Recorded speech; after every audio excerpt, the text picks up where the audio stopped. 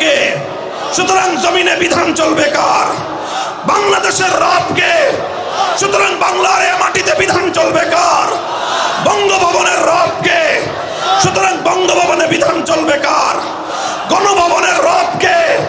সুতরাং গণভবনে বিধান চলবে কার? জাতীয় সংসদ ভবনের রব কে? সেই সংসদে আইন চলবে একমাত্র কার? যদি কেউ বঙ্গবন্ধুর মূর্তি বানায় সে আবু জাহালের প্রেতাত্মা। একই ভাবে বলবো, কেউ যদি জিয়াউর রহমান সাহেবের মূর্তি বানায় সেও আবু জাহালের প্রেতাত্মা। হবে ইসলামের বিশ্ব, একটা বিপ্লব হবে, ইসলামের বিপ্লব।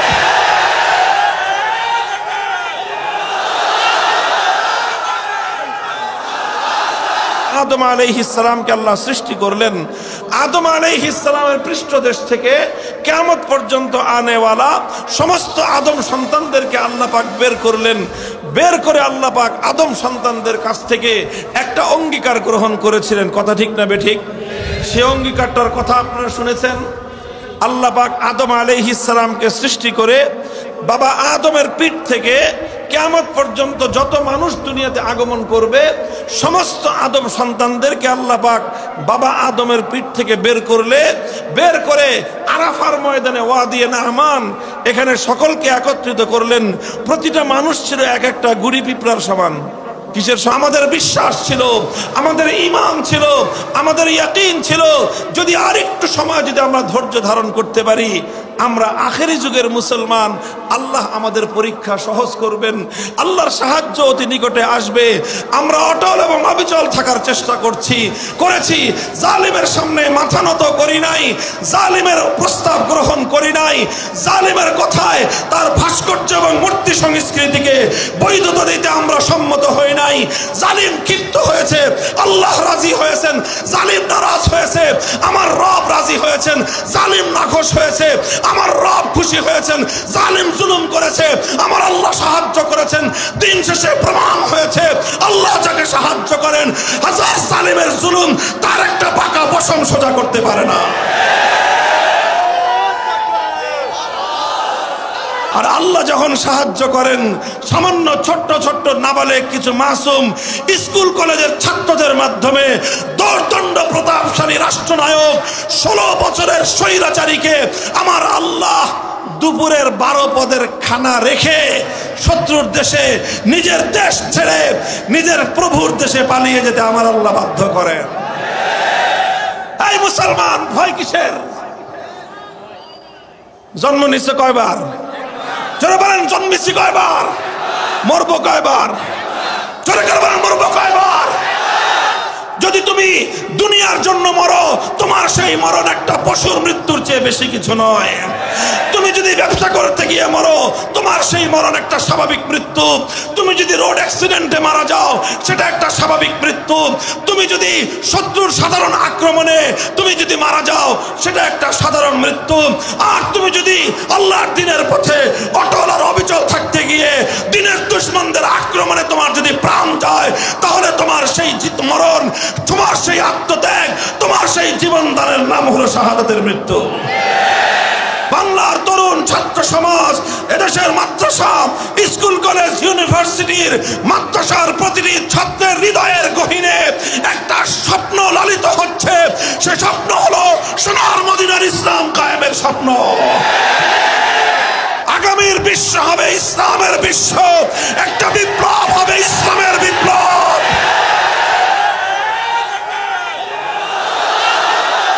সমস্ত জাহানের রব হলেন আল্লাহ। তার অর্থ হলো সমস্ত জগতে বিধান চলবে কার? আসমানের রব হলেন কে? সুতরাং আসমানে বিধান চলবে কার? জমিনের রব কে? সুতরাং জমিনে বিধান চলবে কার? বাংলাদেশের রব কে? সুতরাং বাংলার এ মাটিতে বিধান চলবে কার? বঙ্গভবনের রব কে? সুতরাং বঙ্গভবনে বিধান চলবে কার? গণভবনের রব কে? সুতরাং গণভবনে বিধান চলবে কার? জাতীয় সংসদ ভবনের রব কে? সেই সংসদে আইন চলবে একমাত্র কার? যদি কেউ বঙ্গবন্ধুর মূর্তি বানায় সে আবু জাহালের প্রেতাত্মা। একই ভাবে বলবো, কেউ যদি জিয়াউর রহমান সাহেবের মূর্তি বানায় সেও আবু জাহালের প্রেতাত্মা। আমাদের কথার মধ্যে কারো প্রতি পার্সিয়ালিটি নাই, পক্ষপাতিত্ব নাই। শুনে রাখেন, একথা আমাদের পরিষ্কার ঘোষণা, ইনশাআল্লাহ বাংলাদেশ থেকে যেভাবে মূর্তি সংস্কৃতিকে বিদায় করা হয়েছে, আর কোনোদিন বাংলার মাটিতে মূর্তি সংস্কৃতি বাস্তবায়িত হতে দেওয়া হবে না। সেই মূর্তিটা বঙ্গবন্ধুর মূর্তি হোক, সেই মূর্তি জিয়াউর রহমানের মূর্তি হোক, এমনকি সেই মূর্তি যদি আমার বাবার মূর্তি হয়, সর্বপ্রথম সে মূর্তি আমি নিজ হাতে ভেঙে গুড়িয়ে দেওয়ার জন্য মাঠে নামবো। বাংলাদেশের 5ই আগস্টের সূর্য অস্তমিত হওয়ার আগেই গোটা বাংলাদেশ থেকে সমস্ত মূর্তি সংস্কৃতি বুড়িগঙ্গায় ভেসে গেছে। 5ই আগস্ট দুপুর বেলায় আমি ছিলাম ক্যান্টনমেন্টে সেনা প্রধানের কাছে, ওখান থেকে তিনি বললেন যে স্বৈরাচারী পদত্যাগ করবে, আমি এখন ঘোষণা দিব। ভালো কথা, ঘোষণা দেন। ঘোষণাটা দেওয়ার পর আসরের নামাজের আগেই বললেন যে তাহলে চলেন হুজুর, আমরা সকলে মিলে বঙ্গভবনে যাই, সেখানে গিয়ে পরবর্তী দেশটাকে কেমনে শান্ত করা যায় তার ব্যবস্থা করি। ক্যান্টনমেন্ট থেকে 1 কিলোমিটারও হবে না, আমরা বিজয় সরণি পর্যন্ত আসতে পারি নাই। এই যারা ঢাকা শহর ছিলেন, ক্যান্টনমেন্ট জাহাঙ্গীর গেট থেকে বিজয় সরণি পর্যন্ত মাঝখানে প্রধানমন্ত্রীর কার্যালয়, 1 কিলোমিটার রাস্তা হবে। 1 কিলোমিটার রাস্তা আসতে পারি নাই, দেখি বিজয় সরণিতে আকাশ ছোঁয়া এক দেবতা বেদির মধ্যে এক বিশাল দেবতার মতো মূর্তি বানায় রাখছে। কোথ থেকে যেন ফেরেশতার মতো আল্লাহর বান্দারা আসছে, কারো হাতে শাবল, কারো হাতে হাতুড়ি, কারো হাতে আপনার বাটাল, যে যা পারছে এটা নিয়ে এসে ওই দেবতার মূর্তি ভাঙা শুরু করে দিছে। কাউকে বলতে হয় নাই, কেউ কাউকে নির্দেশ দিতে হয় নাই, মুহূর্তের মধ্যে কোথ থেকে আসলো। আরেকজন দেখি রশি না গলায় পেঁচাইছে দেবতার, দেখি দেবতার যেই সাইজ, রশির সাইজ চিকন হয়ে গেছে। এরপরে কিছুক্ষণ পরে 5 মিনিট পরে দেখি একজন ইয়া মোটা রশি নিয়ে আসছে। কোত্থেকে আনছে আল্লাহ জানে, জাহাজ বান্ধে না যে রশি দিয়ে। এই দেবতার সাইজ যেরকম, এই জাহাজ বান্ধার রশি এই নাই দেবতার গলার মধ্যে পেঁচাইছে। এখন রশিদের যতই মারে টান, কিন্তু রড দিছে একেবারে 10 তলা 20 তলা বিল্ডিং বানানোর জন্য যে মোটা মোটা রড দেয়, সেই রড দিয়ে দেবতাকে খাড়া করাইছে। যখন ঠ্যাং ভাঙছে হাতুড়ি দিয়ে বাটাল দিয়ে, তারপরে তো রড আসছে। এই রড তো হাতুড়ি দিয়ে বাটাল দিয়ে ভাঙা যায় না। পরে কোত্থেকে এই সমস্ত মানুষগুলো হ্যাকসো ব্লেড নিয়ে আসছে, এরপরে হ্যাকসো ব্লেড দিয়ে পায়ের রক কাটছে। এরপরে এই বিশাল গাছি ধরে হাজার হাজার মানুষ হেসকা টান মারছে আল্লাহু আকবার বলে, আকাশ থেকে হুবলের দেবতা জমিনের মধ্যে ভূপাতিত হয়ে গেছে। এটা শুধু ঢাকার শহরের বিজয় সরণির দৃশ্য, বাংলাদেশে আর কোথাও এই ঘটনা ঘটে নাই। বাংলাদেশের 5ই আগস্টের সূর্য অস্তমিত হওয়ার আগেই গোটা বাংলাদেশ থেকে সমস্ত মূর্তি সংস্কৃতি বুড়িগঙ্গায় ভেসে গেছে। কিভাবে হলো এই কাজ? আমরা তো কিছু বলি নাই। আমরা তো বলেছিলাম 3 বছর আগে বলেছিলাম এটা মুসলমানদের দেশ, হিন্দুরা তাদের মন্দিরে মূর্তি বানায়, সেটা হিন্দুদের ব্যাপার। কিন্তু মুসলমানদের জনপদে, মুসলমানদের সমাজে, মুসলমানদের রাষ্ট্রীয় স্থাপনাগুলোতে কারো মূর্তি বানায় মসজিদের নগরটাকে মূর্তির নগরের পরিচয় দিবেন, মুসলমানরা বেঁচে থাকতে আমরা বরদাস্ত করব না। আমার কথাটা ভালো লাগে নাই, খুব খেপছেন উনি আমার উপরে। আমরা বললাম যে মানুষটা মারা গেছে সে নিজেকে মুসলমান বলে পরিচয় দিতেন। আপনারাও মুসলমান বলেন, আমরাও মুসলমান বলেই ধারণা করি। তো একজন মুসলমান মানুষ মরার পরে তার এই মূর্তি বানায় কবরের মধ্যে তাকে ফেরেশতাদের আযাবের সম্মুখীন করাটা, এটা কোনো বুদ্ধিমানের কাজ হতে পারে না। এটা কোনো বাবার সুসন্তান নয়, এটা একটা কুলাঙ্গার সন্তানের কাজ হতে পারে। কেন বললাম এই কথা? খুব খেপছে আমার উপরে।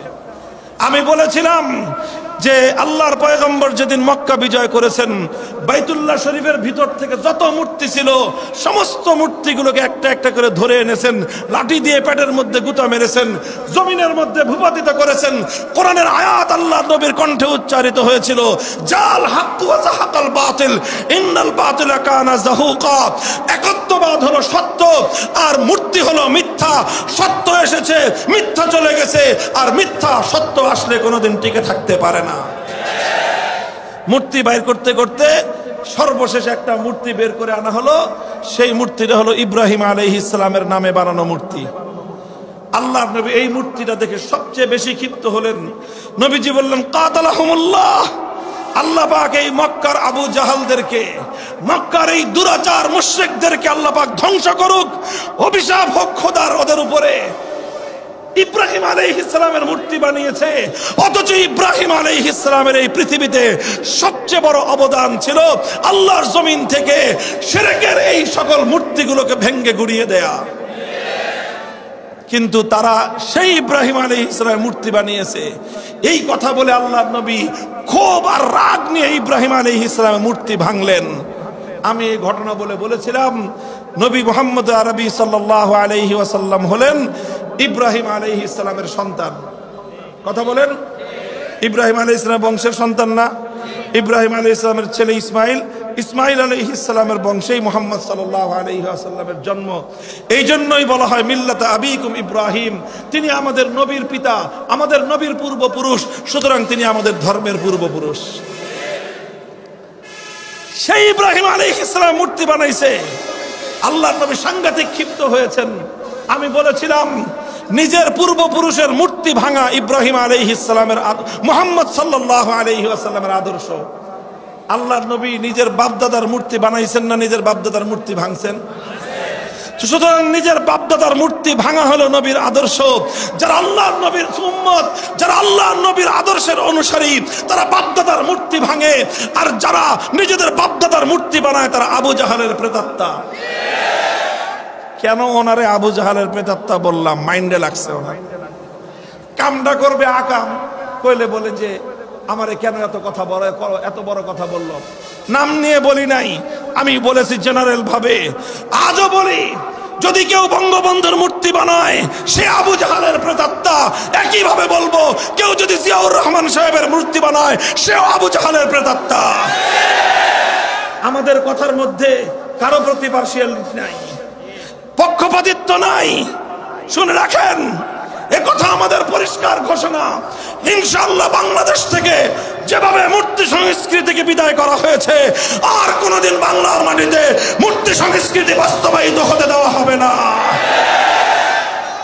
সেই মূর্তিটা বঙ্গবন্ধুর মূর্তি হোক, সেই মূর্তি জিয়াউর রহমানের মূর্তি হোক, এমনকি সেই মূর্তি যদি আমার বাবার মূর্তি হয়, সর্বপ্রথম সে মূর্তি আমি নিজ হাতে ভেঙে গুড়িয়ে দেওয়ার জন্য মাঠে নামবো। মুহতারাম হাজিরিন, বলছিলাম যে ক্ষিপ্ত হয়ে সরাসরি রাষ্ট্রের প্রধানমন্ত্রী রাষ্ট্র শক্তি নিয়ে, সব শক্তি নিয়ে আমাকে ধ্বংস করার সমস্ত তৎপরতা তিনি পরিচালনা করলেন। 3 বছর পর আমার আল্লাহ আমাদেরকে পুরস্কার দিলেন। আজ বাংলার প্রতিটি অঞ্চলে আমরা জনতার ভালোবাসা নিয়ে, মানুষের ভালোবাসা নিয়ে, ইমানদার তাওহীদি জনতার ভালোবাসা নিয়ে আমরা দেশের প্রতিটি অঞ্চল ঘুরে বেড়াচ্ছি। আর যারা সেদিন মূর্তির বিরুদ্ধে কথা বরদাস্ত করতে পারে নাই, শাহজালালের ভূমির 1 ইঞ্চি মাটি তাদেরকে আশ্রয় দেয় নাই। মুসলমান, এই বিপ্লব বুঝার চেষ্টা করো।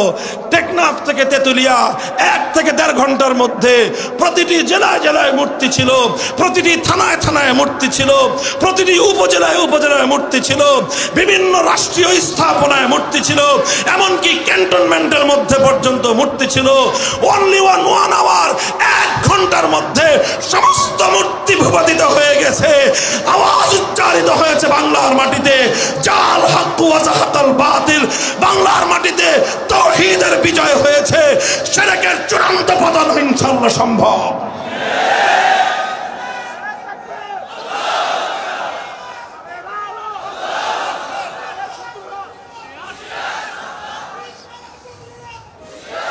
এই থাকবেন তো এই পথে ইনশাআল্লাহ। বিপ্লব আসছে, ইসলামের বিপ্লব, সে বিপ্লবের সৈনিক হবেন তো ইনশাআল্লাহ। ইমান ঝালাই করেন, ইমানকে মজবুত করেন। কচু পাতার পানির ইমান দিয়ে কাজ হবে না। পাহাড়ের মতো অটল এবং অবিচল ইমানকে অর্জন করুন। বুকের মধ্যে সাহস সঞ্চিত করুন। ইনশাআল্লাহ আপনি যদি হকের উপর অটল থাকেন, সাহায্য করবেন কে? চিৎকার করে বলেন, সাহায্য করবেন কে? আর আল্লাহ যখন সাহায্য করেন, সামান্য ছোট্ট ছোট্ট নাবালেগ কিছু মাসুম স্কুল কলেজের ছাত্রদের মাধ্যমে দর্দণ্ড প্রতাপশালী রাষ্ট্রনায়ক 16 বছরের স্বৈরাচারীকে আমার আল্লাহ দুপুরের 12 পদের খানা রেখে শত্রুর দেশে, নিজের দেশ ছেড়ে নিজের প্রভুর দেশে পালিয়ে যেতে আমার আল্লাহ বাধ্য করেন। সারা দুনিয়াতে ইসলামের একটা বিপ্লব আসবে, চারিদিকে সেই বিপ্লবের পূর্বাভাস দেখা যাচ্ছে। প্রতিদিন প্রত্যুষে যখন সূর্য উদিত হয়, সূর্য ওঠার আগ দিয়ে সুবহে সাদেকের সময় পূর্ব দিগন্তে আকাশ প্রতিভাত হয়ে যায়, ফর্সা হয়ে ওঠে। আকাশে সূর্য ওঠার ঘন্টাখানিক আগে থেকে সূর্যের আগমনী বার্তা পাওয়া যায়। হে তরুণ যুবক, হে চক্ষুষ্মান ব্যক্তিরা, তাকিয়ে দেখো আজ বাংলার 55,000 বর্গ মাইলের দিকে, তাকিয়ে দেখো হিন্দুকুশ ওই পর্বতের দিকে, তাকিয়ে দেখো আরব বিশ্বের দিকে, পৃথিবীর দিকে দিকে আজ নতুন আগমনী সূর্যের আগমনী বার্তা পাওয়া যাচ্ছে। নতুন সূর্যোদয় হবে, আগামীর বিশ্ব হবে ইসলামের বিশ্ব, একটা বিপ্লব হবে ইসলামের বিপ্লব।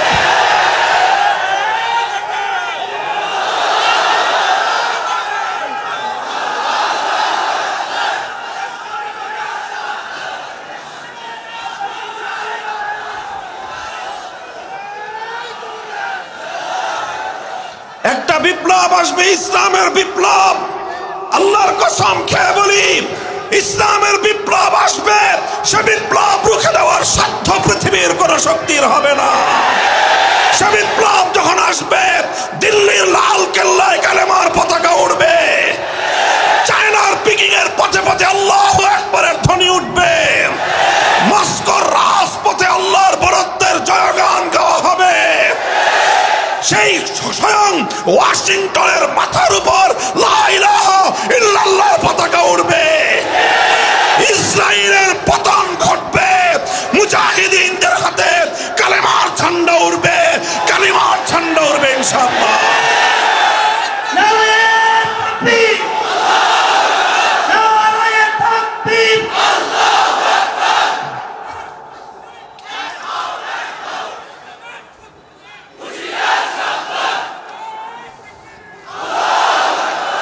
ইনশাআল্লাহ বিপ্লব আসবে, সন্দেহের কোনো অবকাশ নাই। কামা আন্না দুনাল ইয়াউমি আল গাদ, কামা আন্না দুনাল ইয়াউমি আল গাদ। আজ রাত অতিক্রান্ত হওয়ার পর আগামীকালের সকাল আসবে। আজ রাতের অন্ধকার কেটে যাওয়ার পরে আগামীকাল ভোরবেলায় নতুন সূর্যের উদয় হবে। সন্দেহ আছে? এই কথাটাই যেমন সন্দেহ নাই, ঠিক তেমনি ভাবে আজ পৃথিবীতে তাগুতের যেই জয় জয়কার দেখা যাচ্ছে, সারা পৃথিবীতে তাগুতি ব্যবস্থার যেই জুলুম আর শোষণ চলছে, এই জুলুম আর শোষণের রাজত্বের কবর রচিত হবে। সেই কবরের উপর একটা ফুল গাছ ফুটবে, আর সেই ফুল গাছের ফুল ফুটবে, সেই ফুলের নাম হবে ইসলামী বিপ্লবের ফুল। আলহামদুলিল্লাহ, আজ বাংলাদেশ সেই বিপ্লবের জন্য একটা উর্বর ক্ষেত্র হিসেবে সারা দুনিয়ার সামনে নিজেদের পরিচয় তুলে ধরেছে। সারা দুনিয়াবাসী আজ জানে বাংলাদেশে বিপ্লব হয়েছে, কিন্তু সারা দুনিয়ার মানুষ এখনো টের পায় নাই বাংলাদেশের বিপ্লবের প্রকৃত স্বরূপ। সারা দুনিয়া টের পায় নাই 5ই আগস্ট কি বিপ্লব হয়েছে। অনেকে শুধু মনে করে এটা শুধুমাত্র ছাত্রদের কোটা বিরোধী বিপ্লব, অনেকে মনে করে এটা শুধুমাত্র জুলুমের বিরুদ্ধে, অন্যায়ের বিরুদ্ধে প্রতিবাদী মানুষের বিপ্লব, অনেকে মনে করে এই বিপ্লব ছিল শুধুমাত্র বৈষম্যহীন সমাজ গড়বার বিপ্লব। কিন্তু আমি দেখেছি এই বিপ্লবের মধ্য দিয়ে বাংলার তরুণ ছাত্র সমাজ, এদেশের মাদ্রাসা, স্কুল কলেজ, ইউনিভার্সিটির মাদ্রাসার প্রতিটি ছাত্রের হৃদয়ের গহীনে একটা স্বপ্ন লালিত হচ্ছে। সে স্বপ্ন হলো সোনার মদিনার ইসলাম কায়েমের স্বপ্ন।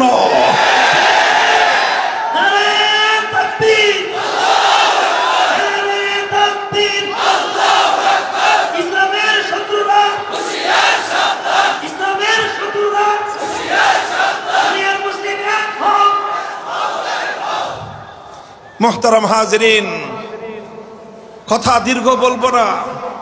আল্লাহর পয়গম্বর মুহাম্মদ আরবি সাল্লাল্লাহু আলাইহি ওয়াসাল্লাম ওয়া হুয়া আস-সাদিকুল মাসদুক, আস-সাদিকুল মাসদুক। আসমান পায়ের নিচে আসতে পারে, জমিন মাথার উপরে উঠতে পারে, সূর্য পশ্চিম দিগন্তে উদিত হতে পারে, পূর্ব দিগন্তে অস্তমিত হতে পারে, আমার নবীর দুই ঠোঁট দিয়ে উচ্চারিত কোনো কথা মিথ্যা হতে পারে না। সে নবী বলেছেন, লা তাযালু তাইফাতুম মিন উম্মতি মানসুরিন আলাল হক লা ইয়াদুররুহুম মান খাযালাহুম আও ক্বালা খালাফাহুম হাত্তা ইয়াতি আমরুল্লাহ।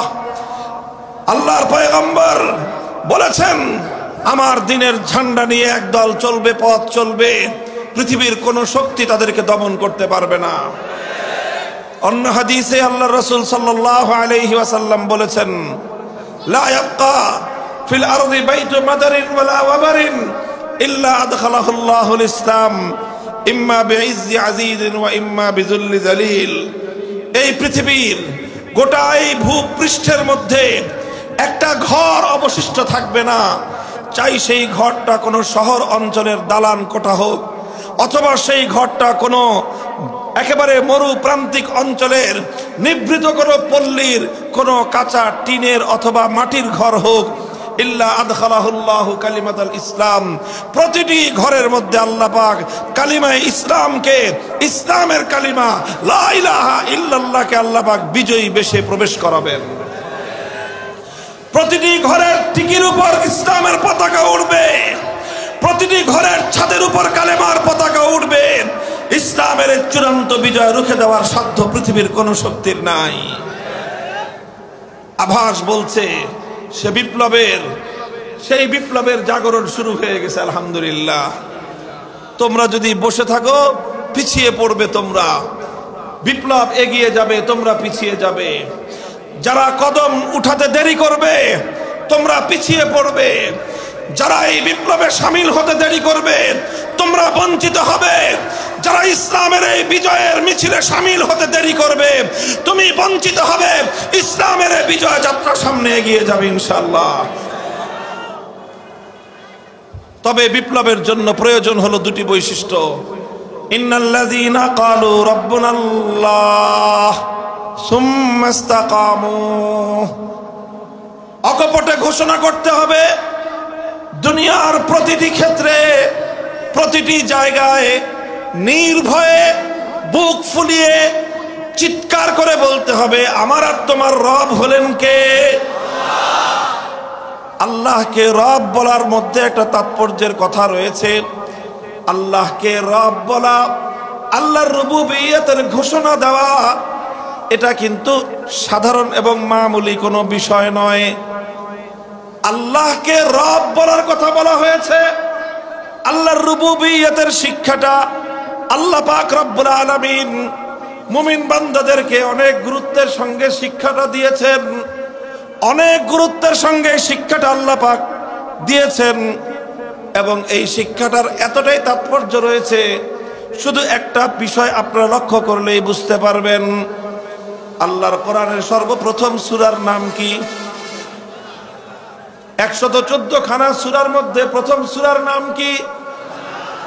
আযামুস সূওয়ারিন ফিল কোরআন। কোরআনে পাকের মধ্যে সবচেয়ে মহৎ সূরা, সবচেয়ে দামি সূরা, সবচেয়ে গুরুত্বপূর্ণ সূরা, এই সূরাটার নাম হলো সূরাতুল ফাতিহা। এই সূরার আরেকটা নাম হলো উম্মুল কোরআন। এই সূরা ফাতিহাটাই হলো কোরআনে পাকের মূল।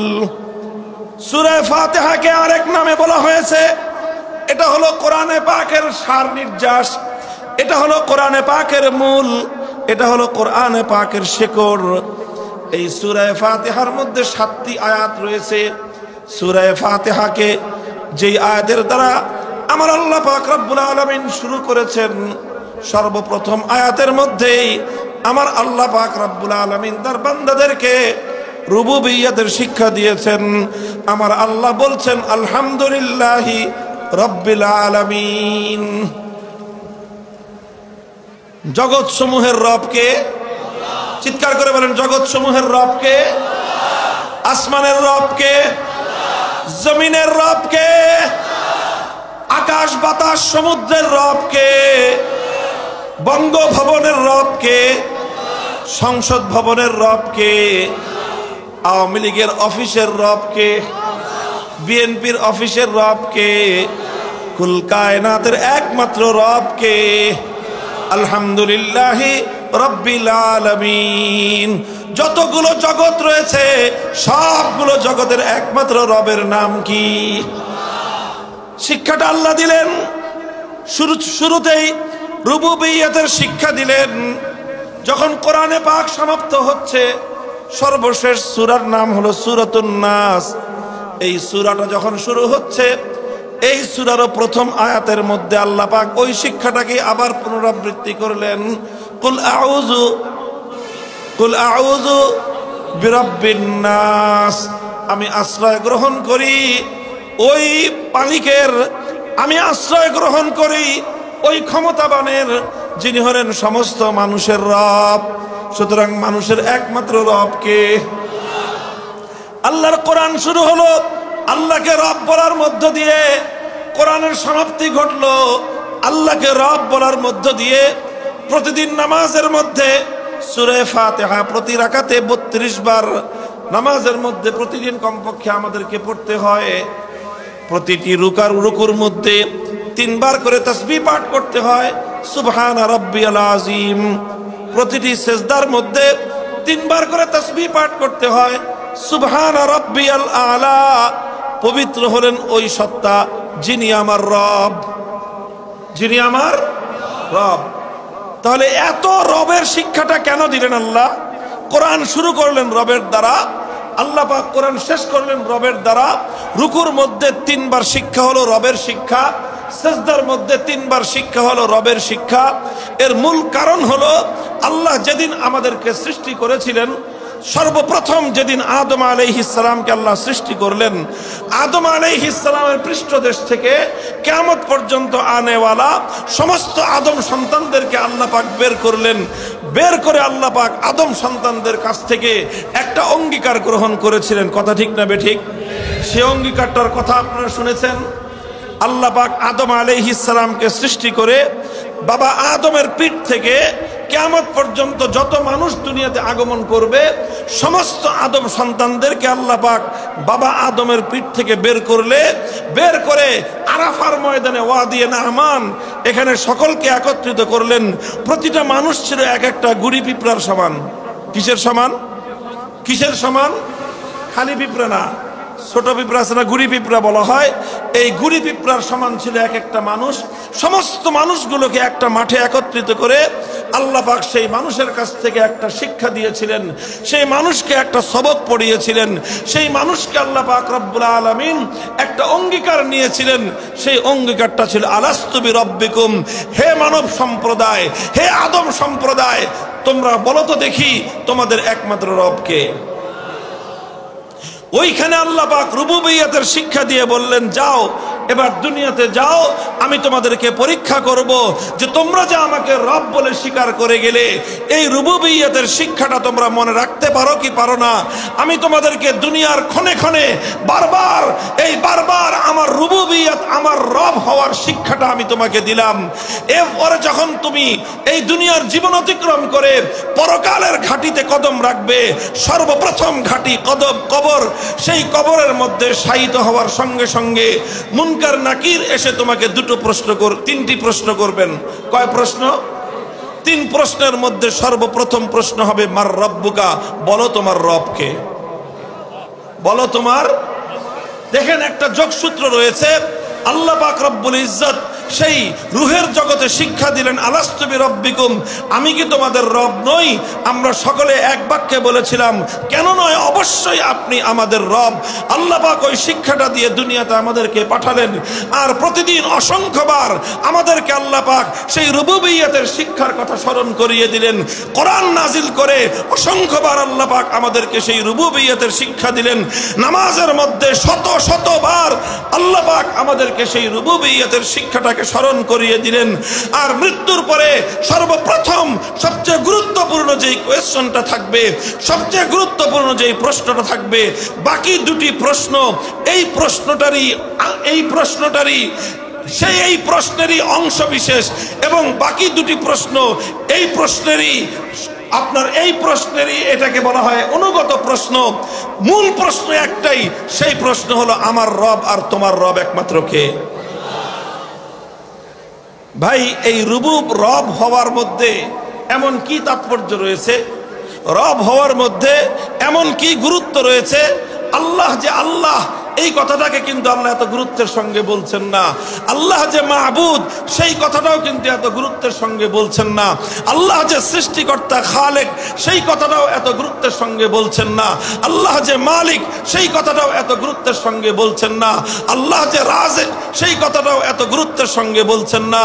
যতটা গুরুত্বের সঙ্গে বলছেন আল্লাহ হলেন রব, এই কথাটা যত গুরুত্বের সঙ্গে বলছেন। কারণটা কি? কারণ রবের অর্থের মধ্যে এর মূল তাৎপর্য রয়েছে। রবের লম্বা অর্থ, এর বিস্তারিত বিশ্লেষণ রয়েছে। আমি সেই বিশ্লেষণের দিকে যাচ্ছি না, শুধু ছোট্ট একটু কথা করে বলি। রবের সব অর্থ গবেষণা করার পরে আল্লাহর পয়গম্বরের সহিহ হাদিসের মাধ্যমে রবের যে অর্থ বের হয়, সেই অর্থ হলো রব ওই সত্তাকে বলা হয় যিনি বিধান দান করেন। রব ওই সত্তাকে বলা হয় যিনি আইন তৈরি করেন। রব ওই সত্তাকে বলা হয় যিনি একমাত্র বিধান দান করেন, যিনি একমাত্র আইন দান করেন।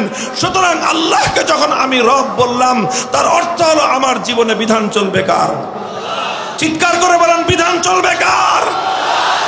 সমস্ত জাহানের রব হলেন আল্লাহ। তার অর্থ হলো সমস্ত জগতে বিধান চলবে কার? আসমানের রব হলেন কে? সুতরাং আসমানে বিধান চলবে কার? জমিনের রব কে? সুতরাং জমিনে বিধান চলবে কার? বাংলাদেশের রব কে? সুতরাং বাংলার এ মাটিতে বিধান চলবে কার? বঙ্গভবনের রব কে? সুতরাং বঙ্গভবনে বিধান চলবে কার? গণভবনের রব কে? সুতরাং গণভবনে বিধান চলবে কার? জাতীয় সংসদ ভবনের রব কে? সেই সংসদে আইন চলবে একমাত্র কার?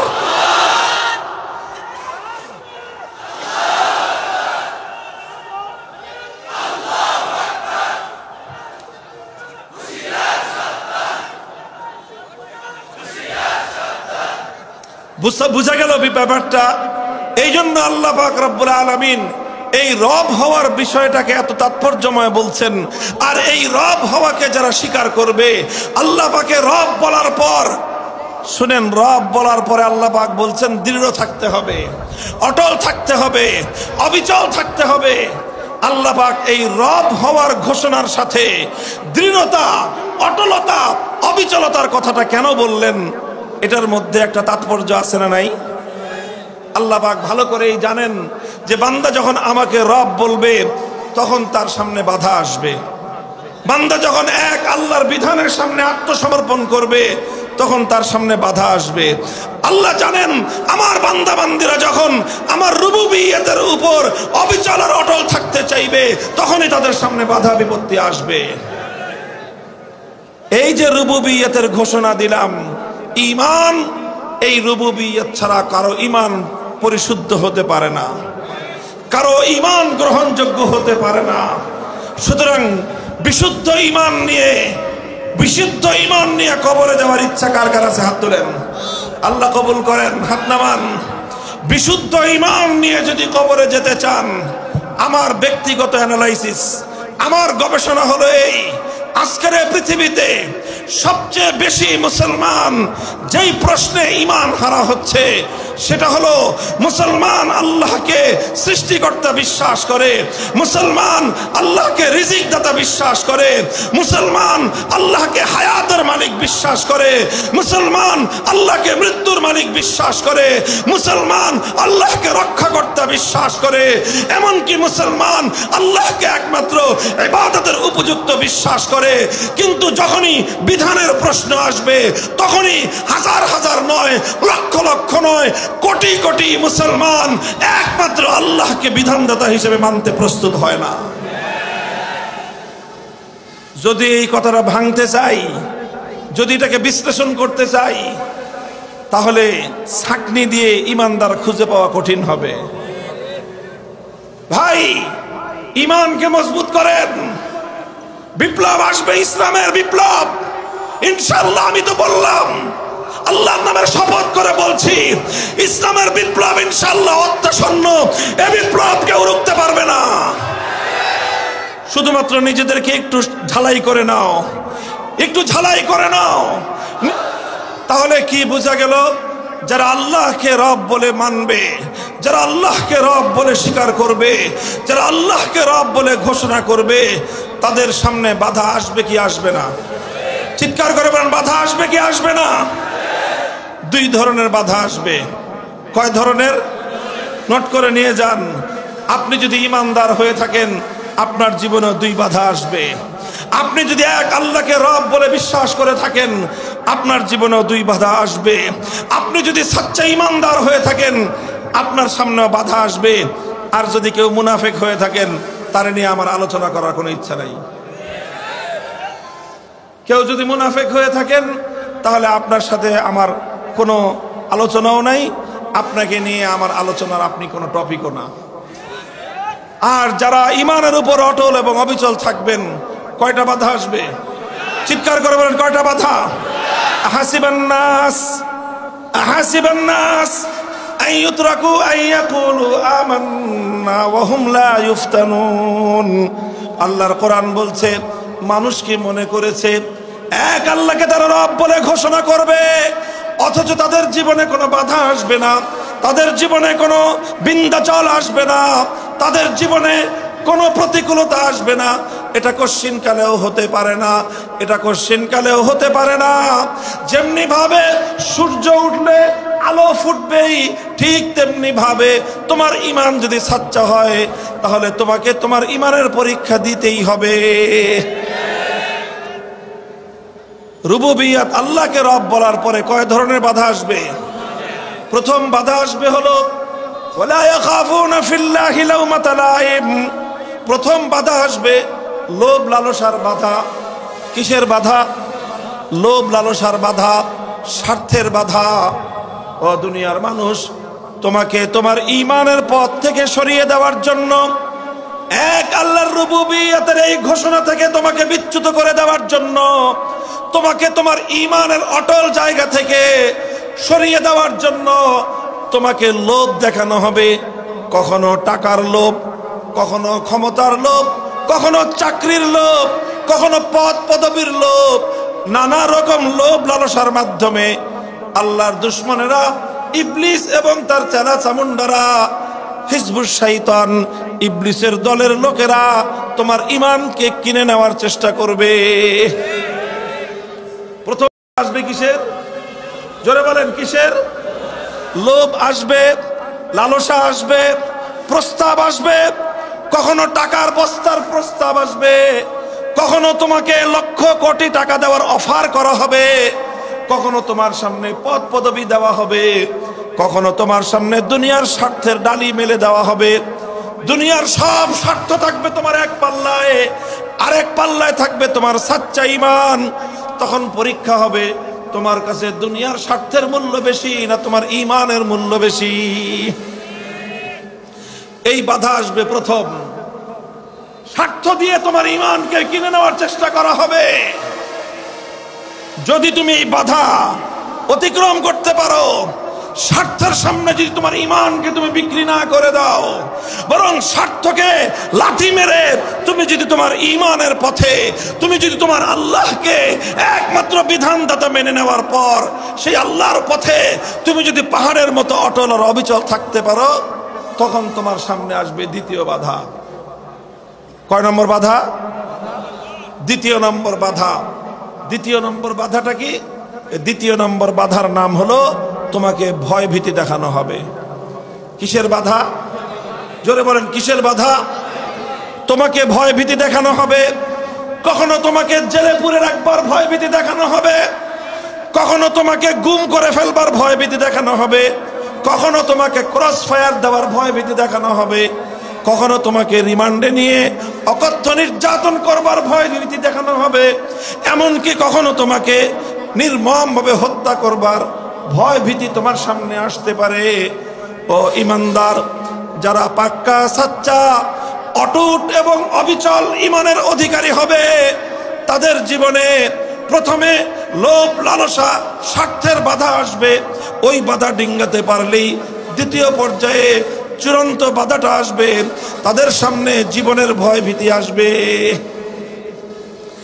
তুমি যখন এই ভয় ভীতির সামনে সারেন্ডার করে ফেলবে, মনে রেখো তোমার ঈমান ভয়ের সামনে আত্মসমর্পণ করলো।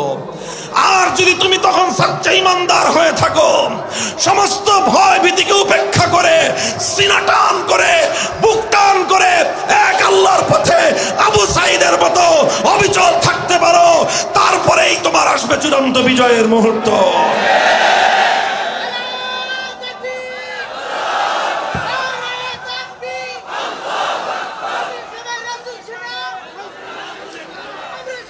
নিজেদেরকে একটু প্রস্তুত করে নাও, নিজেদেরকে একটু প্রস্তুত করে নাও। তুমি আর আমি হবে ইনশাআল্লাহ সে বিপ্লবের অগ্রসেনানী, ইনশাআল্লাহ সেই বিপ্লবের অগ্রসেনানী। আর সে বিপ্লবটা হবে আল্লাহর রুবুবিয়্যত জমিনে কায়েম করার বিপ্লব। সে বিপ্লব হবে মানব প্রচিত সমস্ত তন্ত্র মন্ত্রকে বঙ্গোপসাগরে ভাসিয়ে দিয়ে এক আল্লাহর বিধান দ্বারা আল্লাহর জমিনকে শাসন করার বিপ্লব। কোন তন্ত্র মন্ত্র দিয়ে মানবতার মুক্তি আসবে না। মুক্তি যদি চাও, যদি শান্তি চাও, নিরাপত্তা চাও, জাতি ধর্ম বর্ণ নির্বিশেষে বিশ্ব মানবতার একমাত্র মুক্তির পথ হলো আল্লাহর বিধান।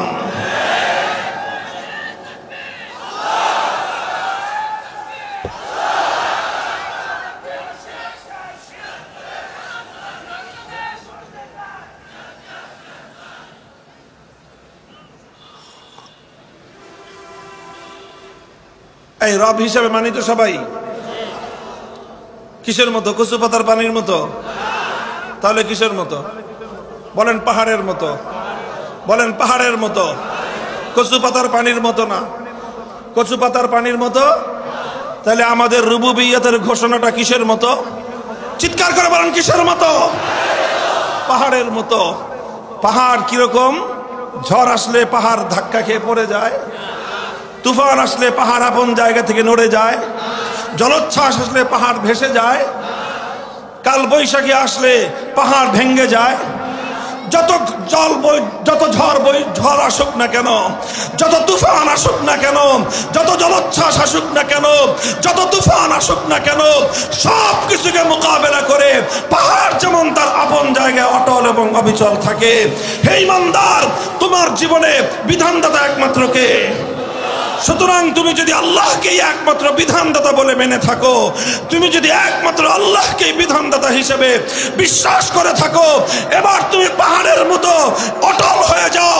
দেখবে সমস্ত তুফান তোমার সঙ্গে বাড়ি খেয়ে খান খান হয়ে যাবে, সমস্ত জলোচ্ছ্বাস তোমার কাছে এসে সারেন্ডার করতে বাধ্য হবে। দিন শেষে পাহাড় যেমন তার আপন জায়গায় মাথা উঁচু করে দাঁড়িয়ে থাকে, দিন শেষে সচ্চা ঈমানদার মাথা উঁচু করে দাঁড়িয়ে থাকে, সমস্ত মুনাফিক বেঈমান পানের পানিতে ভেসে যায়।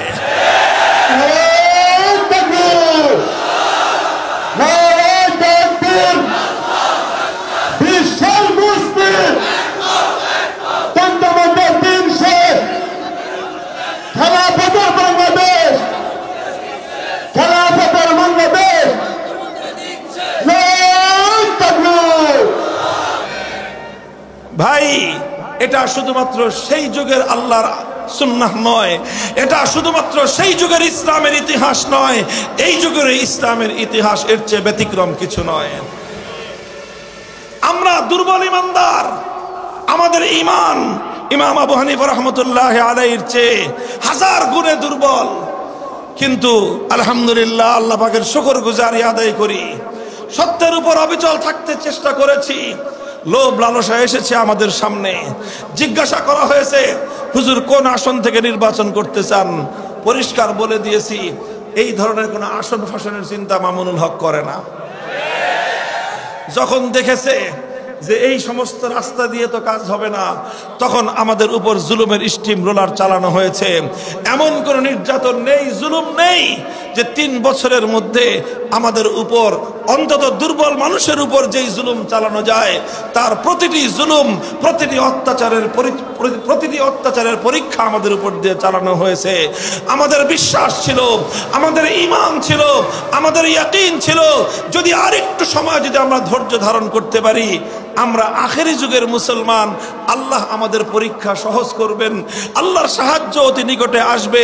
আমরা অটল এবং অবিচল থাকার চেষ্টা করেছি। জালিমের সামনে মাথা নত করি নাই, জালিমের প্রস্তাব গ্রহণ করি নাই, জালিমের কথায় তার ভাস্কর্য এবং মূর্তি সংস্কৃতিকে বৈধতা দিতে আমরা সম্মত হই নাই। জালিম ক্ষিপ্ত হয়েছে, আল্লাহ রাজি হয়েছেন। জালিম নারাজ হয়েছে, আমার রব রাজি হয়েছেন। জালিম নাখোশ হয়েছে, আমার রব খুশি হয়েছেন। জালিম জুলুম করেছে, আমার আল্লাহ সাহায্য করেছেন। দিন শেষে প্রমাণ হয়েছে, আল্লাহ যাকে সাহায্য করেন, হাজার জালিমের জুলুম তার একটা পাকা পশম সোজা করতে পারে না। তাহলে প্রথম বাধাটা আসবে কিসের? জোরে বলেন। প্রথম আসবে লোভ লালসার বাধা। যদি এই বাধা আপনি অতিক্রম করতে পারেন, তাহলে দ্বিতীয় বাধার সম্মুখীন হবেন। আর যদি প্রথম বাধা আপনি অতিক্রম করতে না পেরে প্রথম বাধার সামনেই যদি আপনি সারেন্ডার করে বসেন, তাহলে আপনার জীবনে কোনোদিন ভয় আসবে না। আপনাকে কোনোদিন জেলখানায় যেতে হবে না, আপনাকে কোনোদিন জালিমের রক্তচক্ষুকে আপনার সামনে মোসরানি দেখতে হবে না, কখনো আপনাকে তাগুতের হুমকির সম্মুখীন হতে হবে না, কখনো আপনাকে কেউ ক্রসফায়ারের ভয় দেখাবে না, কখনো কেউ আপনাকে তুলে নিয়ে গিয়ে আপনাকে নির্যাতন করার ভয় দেখাবে না, কারণ আপনি তো স্বার্থের সামনেই নিজেকে বিকিয়ে দিয়েছেন। আর যদি আপনি স্বার্থের সামনে নিজেকে বিকিয়ে না দেন, আর যদি আপনি লোভ লালসার সামনে নিজেকে বিকিয়ে না দিয়ে ঈমানের পথে অটল আর অবিচল থাকতে পারেন, তখন অবশ্যই আপনার সামনে দ্বিতীয় বাধা আসতেই হবে। যদি আপনি তখন অটল থাকতে পারেন, যদি কেউ দ্বিতীয় ভয় ভীতির বাধার সামনে অটল আর অবিচল থাকতে পারে, তাহলে পরিণাম হবে আহাদুল আমরাইন, পরিণাম দুইটার যে কোনো একটা হবে। পরিণাম বলেন, পরিণাম কয়টা হবে? দুইটার যে কোনো একটা, দুটো একসাথে হবে না। কি হবে? হয় এটা না হয় এটা। কুল হাল তারাব্বাসুনা বিনা ইল্লা ইহদাল হুসনাইন ইম্মাল ফাতহু ওয়া ইম্মাশ শাহাদা। তোমার সামনে যদি তুমি ভয় ভীতির বাধাকে অতিক্রম করতে পারো, তুমি যদি ভয় ভীতির বাধাকে তুড়ি মেরে উড়িয়ে দিতে পারো, তুমি যদি ভয় ভীতির বাধাকে যদি তুমি দুপায়ে দলতে পারো, তাহলে তোমার পরিণাম হবে দুটোর যে কোনো একটা।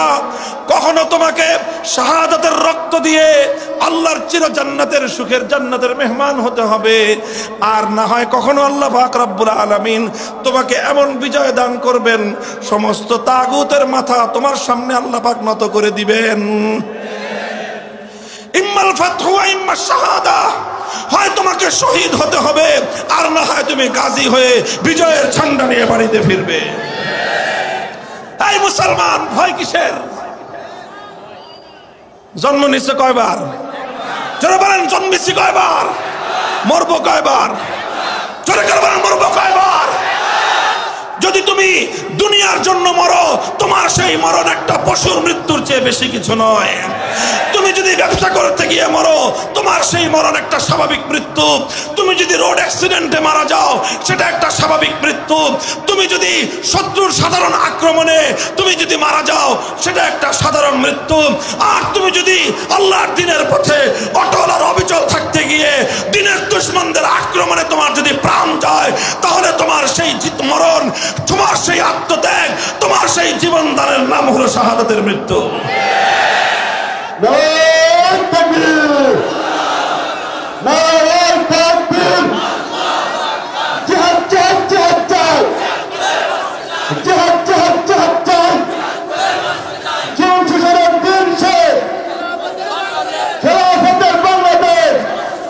মুহতারাম হাজিরিন, আমরা সবাই ইমাম আবু হানিফা রহমতুল্লাহ আলাইহির অনুসারী। কথা ঠিক? হানাফি আমরা। ইনি যারা হানাফি না, তারাও ইমাম আবু হানিফা রহমতুল্লাহ আলাইহিকে ইমামে আজম সবচেয়ে বড় ফকিহ, সবচেয়ে বড় ইমাম মনে করেন। কাজেই হানাফি হোক বা না হোক, ইমামে আবু হানিফা রহমতুল্লাহ আলাইহিকে সারা পৃথিবীর মুসলমানরা সম্মান করে। কথা বলেন ঠিক না বেঠিক? তিনি আল্লাহর দ্বীনের পথে, ঈমানের পথে, আল্লাহর রুবুবিয়তের পথে অটল আর অবিচল ছিলেন। ওনার সামনে বাধা আসলো। বাধাটা কি? প্রথম বাধা ছিল কি বলেন? প্রথম বাধা লোভ লালসার বাধা। ওনাকে ওনার সময়ের অত্যাচারী শাসক, যে জালেম শাসক ছিল, অন্যায়কারী অবিচারকারী শাসক ছিল, জালিম এবং স্বৈরাচারী শাসক ছিল, সেই শাসক দেখলো যে ইমাম আজম আবু হানিফা, মানুষের মধ্যে ওনার ব্যাপক জনপ্রিয়তা, ওনার ব্যাপক গ্রহণযোগ্যতা, কাজে ওনাকে যদি আমি আমার দলে ভিড়াইতে পারি তাহলে সারা দেশের মানুষের কাছে আমার নেতৃত্ব এবং আমার ক্ষমতার একটা সমর্থন অর্জন হবে। এই জন্য শাসক ইমাম আবু হানিফাকে প্রস্তাব করলো যে আপনি আমার রাষ্ট্রের চিফ জাস্টিস, প্রধান বিচারপতি পদ গ্রহণ করেন। কি পদ বলেন? প্রধান বিচারপতির পদ গ্রহণ করবার অফার করলো। ইমামে আবু হানিফা রহমতুল্লাহ আলাইহি চিন্তা করলেন, আজকে যদি আমি এই জালিমের নেতৃত্বে, জালিমের অধীনে প্রধান বিচারপতিত্বের এই পদ যদি আমি গ্রহণ করি, তাহলে এর দ্বারা জালিমের জুলুমকে বৈধতা দেওয়া হবে, এর দ্বারা জালিমকে স্বীকৃতি দেওয়া হবে। কাজেই আমি হকের উপর যদি অবিচল থাকতে চাই, আমি যদি হকের ঝান্ডা নিয়ে সামনে অগ্রসর হতে চাই, আমি যদি আমার ঈমানকে পক্ষে ধারণ করতে চাই, আমার পক্ষে কোনো অন্যায়কে, কোনো জুলুমকে স্বীকৃতি দেওয়া, বৈধতা দেওয়ার সুযোগ নাই। তিনি তার সেই লোভনীয় অফার, তার লোভনীয় সেই প্রস্তাব তিনি প্রত্যাখ্যান করলেন। বললেন যে আবু হানিফা রাষ্ট্রীয় পদের প্রস্তাবের সামনে নিজেকে বিকাবে না।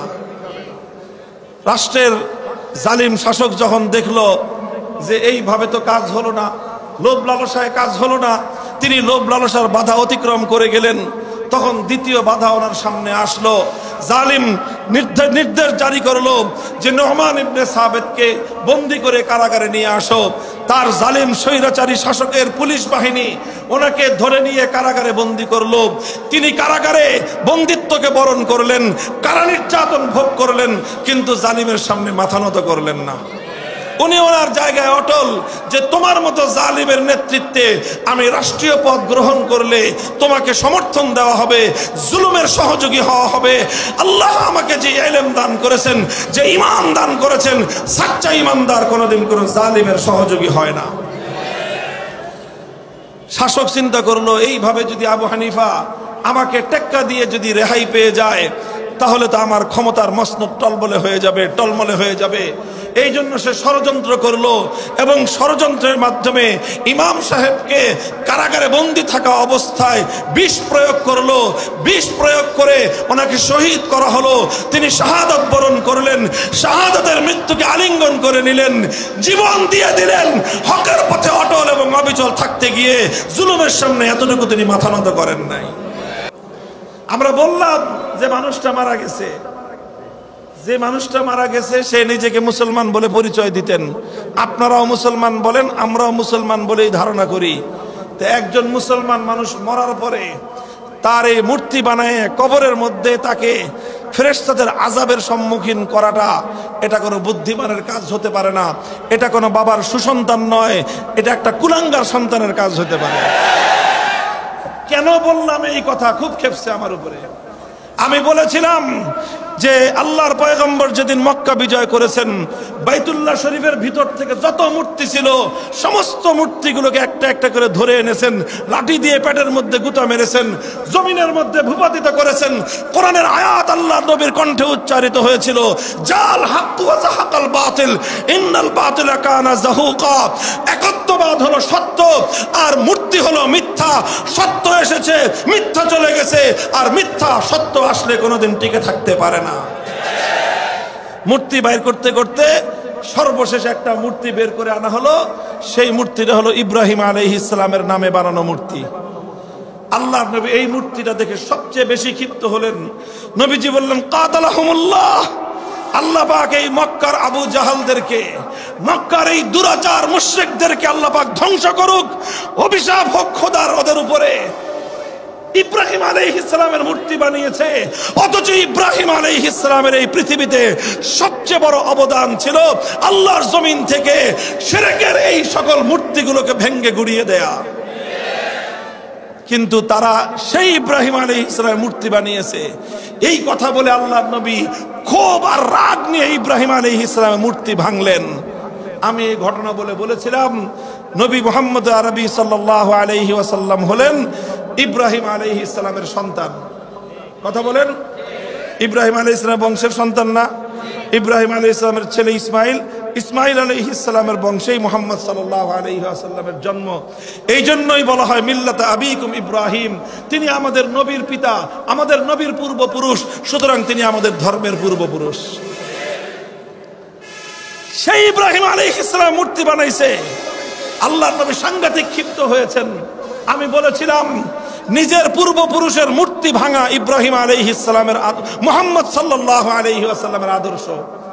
আল্লাহর নবী নিজের বাপদাদার মূর্তি বানাইছেন না নিজের বাপদাদার মূর্তি ভাঙছেন? সুতরাং নিজের বাপদাদার মূর্তি ভাঙা হলো নবীর আদর্শ। যারা আল্লাহর নবীর উম্মত, যারা আল্লাহর নবীর আদর্শের অনুসারী, তারা বাপদাদার মূর্তি ভাঙে। আর যারা নিজেদের বাপদাদার মূর্তি বানায় তারা আবু জাহালের প্রেতাত্মা। কেন ওনারে আবু জাহালের প্রেতাত্মা বললাম? মাইন্ডে লাগছে ওনার। কামটা করবে আকাম কইলে বলে যে আমারে কেন এত বড় কথা বললো। নাম নিয়ে বলি নাই, আমি বলেছি জেনারেল ভাবে। আজও বলি, যদি কেউ বঙ্গবন্ধুর মূর্তি বানায় সে আবু জাহালের প্রেতাত্মা। একই ভাবে বলবো, কেউ যদি জিয়াউর রহমান সাহেবের মূর্তি বানায় সেও আবু জাহালের প্রেতাত্মা। আমাদের কথার মধ্যে কারো প্রতি পার্সিয়ালিটি নাই, পক্ষপাতিত্ব নাই। শুনে রাখেন, একথা আমাদের পরিষ্কার ঘোষণা। ইনশাআল্লাহ বাংলাদেশ থেকে যেভাবে মূর্তি সংস্কৃতিকে বিদায় করা হয়েছে, আর কোনোদিন বাংলার মাটিতে মূর্তি সংস্কৃতি বাস্তবায়িত হতে দেওয়া হবে না। সেই মূর্তিটা বঙ্গবন্ধুর মূর্তি হোক, সেই মূর্তি জিয়াউর রহমানের মূর্তি হোক, এমনকি সেই মূর্তি যদি আমার বাবার মূর্তি হয়, সর্বপ্রথম সে মূর্তি আমি নিজ হাতে ভেঙে গুড়িয়ে দেওয়ার জন্য মাঠে নামবো। মুহতারাম হাজিরিন, বলছিলাম যে ক্ষিপ্ত হয়ে সরাসরি রাষ্ট্রের প্রধানমন্ত্রী রাষ্ট্র শক্তি নিয়ে, সব শক্তি নিয়ে আমাকে ধ্বংস করার সমস্ত তৎপরতা তিনি পরিচালনা করলেন। 3 বছর পর আমার আল্লাহ আমাদেরকে পুরস্কার দিলেন। আজ বাংলার প্রতিটি অঞ্চলে আমরা জনতার ভালোবাসা নিয়ে, মানুষের ভালোবাসা নিয়ে, ইমানদার তাওহীদি জনতার ভালোবাসা নিয়ে আমরা দেশের প্রতিটি অঞ্চল ঘুরে বেড়াচ্ছি। আর যারা সেদিন মূর্তির বিরুদ্ধে কথা বরদাস্ত করতে পারে নাই, শাহজালালের ভূমির 1 ইঞ্চি মাটি তাদেরকে আশ্রয় দেয় নাই। মুসলমান, এই বিপ্লব বুঝার চেষ্টা করো। টেকনাফ থেকে তেতুলিয়া 1 থেকে 1.5 ঘন্টার মধ্যে প্রতিটি জেলায় জেলায় মূর্তি ছিল, প্রতিটি থানায় থানায় মূর্তি ছিল, প্রতিটি উপজেলায় উপজেলায় মূর্তি ছিল, বিভিন্ন রাষ্ট্রীয় স্থাপনায় মূর্তি ছিল, এমনকি ক্যান্টনমেন্টের মধ্যে পর্যন্ত মূর্তি ছিল। অনলি 1 আওয়ার, 1 ঘন্টার মধ্যে সমস্ত মূর্তি ভূপাতিত হয়ে গেছে। আওয়াজ উচ্চারিত হয়েছে বাংলার মাটিতে, জাল হাক্কু ওয়া যাহাকাল বাতিল। বাংলার মাটিতে তাওহীদের বিজয় হয়েছে, শিরকের চূড়ান্ত পতন ইনশাআল্লাহ সম্ভব।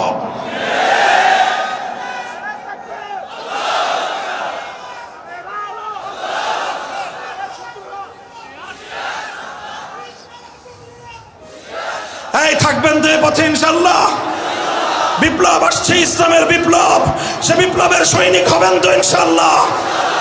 ইমান ঝালাই করেন, ইমানকে মজবুত করেন। কচু পাতার পানির ইমান দিয়ে কাজ হবে না। পাহাড়ের মতো অটল এবং অবিচল ইমানকে অর্জন করুন। বুকের মধ্যে সাহস সঞ্চিত করুন। ইনশাআল্লাহ আপনি যদি হকের উপর অটল থাকেন, সাহায্য করবেন কে? চিৎকার করবেন, সাহায্য করবেন কে? আর আল্লাহ যখন সাহায্য করেন, সামান্য ছোট্ট ছোট্ট নাবালেগ কিছু মাসুম স্কুল কলেজের ছাত্রদের মাধ্যমে দোর্দণ্ড প্রতাপশালী রাষ্ট্রনায়ক 16 বছরের স্বৈরাচারীকে আমার আল্লাহ দুপুরের 12 পদের খানা রেখে শত্রুর দেশে, নিজের দেশ ছেড়ে নিজের প্রভুর দেশে পালিয়ে যেতে আমার আল্লাহ বাধ্য করেন।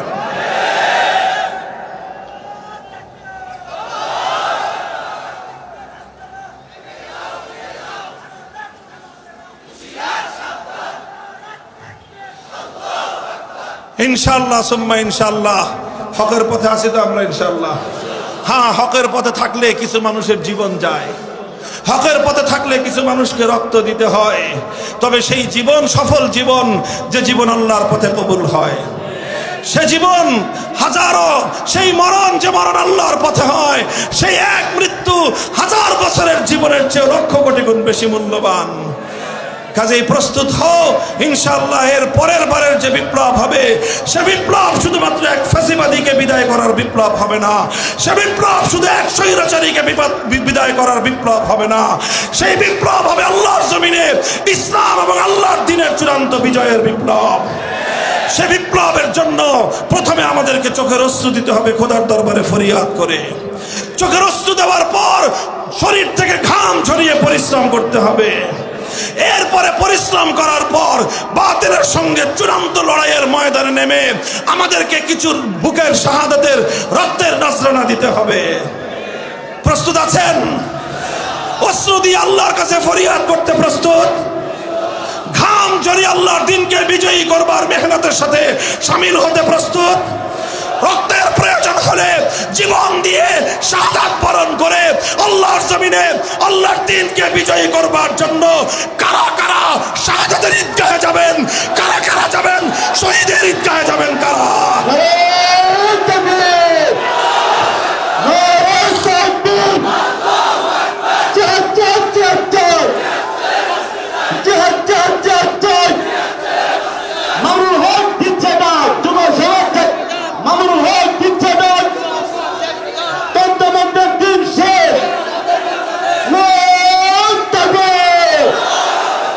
আল্লাহ পাক কবুল করেন, তৌফিক দান করেন। আমাদের সকলকে আল্লাহ তার দ্বীনের পথে অটল এবং অবিচল থাকার তৌফিক দান করেন। সকল ষড়যন্ত্রের মোকাবেলা করে আল্লাহ যেন আমাদের সকলকে তার সন্তুষ্টির পথে পরিচালিত করেন। ওয়া আখিরু দাওয়ানা আলহামদুলিল্লাহি রাব্বিল আলামিন। আসসালামু আলাইকুম ওয়া রাহমাতুল্লাহ।